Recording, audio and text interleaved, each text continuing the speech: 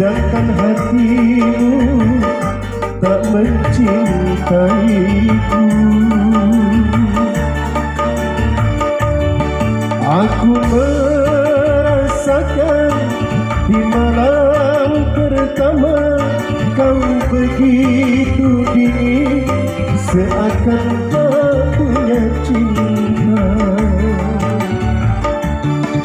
Aku pun merasa batinmu tersiksa, rupanya hatimu bukanlah untukku.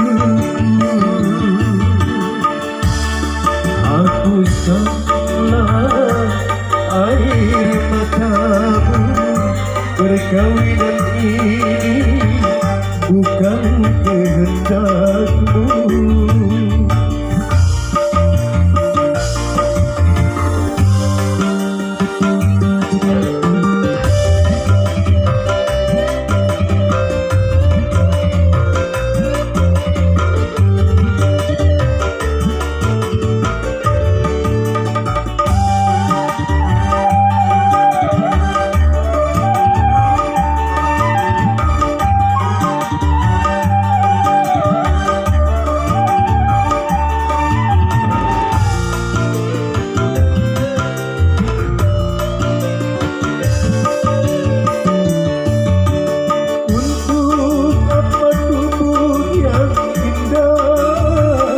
Tanpa kemesraan bagaikan boneka,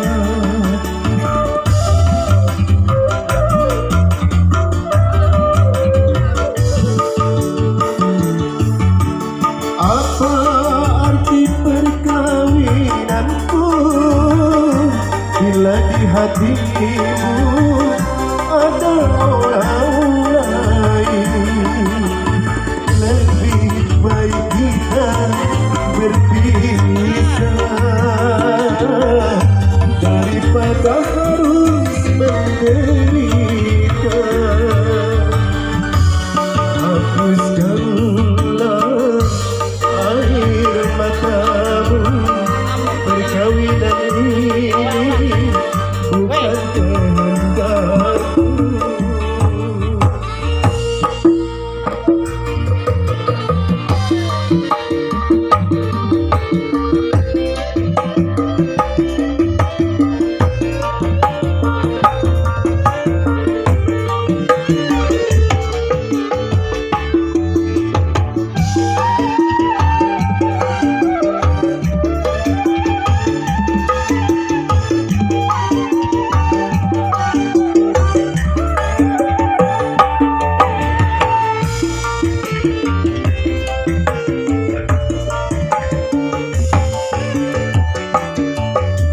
Untuk apa tubuh yang indah tanpa kemesraan bagaikan boneka?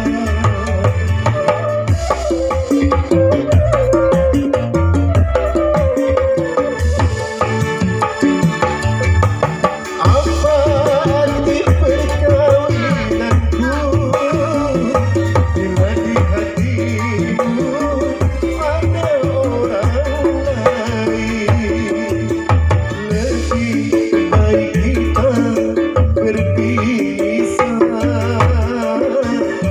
daripada harus menderita.